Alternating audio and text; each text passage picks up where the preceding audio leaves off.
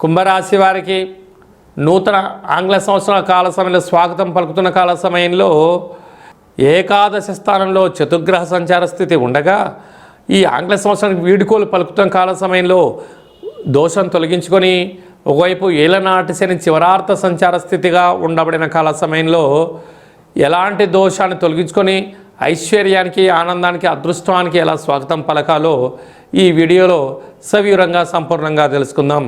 కుంభరాశిలో ఏ నక్షత్రాలు వస్తాయనగా ధనిష్ఠా నక్షత్రంలోని 3వ పాదం 4వ పాదం, శతభిష నక్షత్రంలోని 4 పాదాలు, పూర్వాపాద నక్షత్రంలోని 1, 2, 3 పాదములు కలిపితే కుంభరాశి అవడం జరుగుతుంది. రాశాధిపతి శని భగవానుడు. రాశిలోనే రాహు సంచార స్థితి, ధనవాకు కుటుంబ స్థానంలో జలరాశిలో శని భగవానుడు పంచమ స్థానంలో 12 సంవత్సరాల తర్వాత దేవగురు బృహస్పతి తిరోగమన సంచార స్థితిలో సంచారము చేయగా నూతనంగా వివాహం అయిన వారికి పుత్రపుత్రిక సంతాన యోగము, చదువులు, అభివృద్ధి, పదోన్నతి, రాజసన్మానము, గజ సన్మానము జరగబోతున్నాయి. సప్తమంలో కేతు సంచార స్థితి ఉండడం వలన రహస్య చర్చలకు ఇది సరైన సమయం కాదు.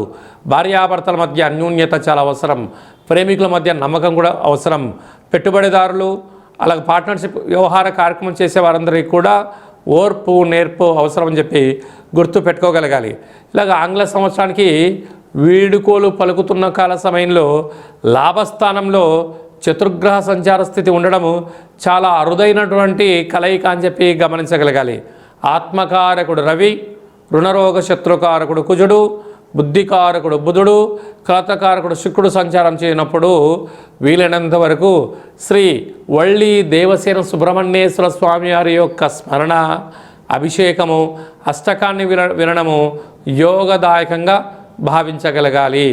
అదే కాకుండా కాళభైరవ అష్టకం స్మరణ, విఘ్నేశ్వర స్వామి వారికి ఉండ్రాళ్ళు, అటుకులను లేకపోతే గరికను మాలగా వేసినట్లయితే అదృష్టం ఆనందకరమైన జీవితాన్ని పొందబోతారని చెప్పి గమనించగలగాలి.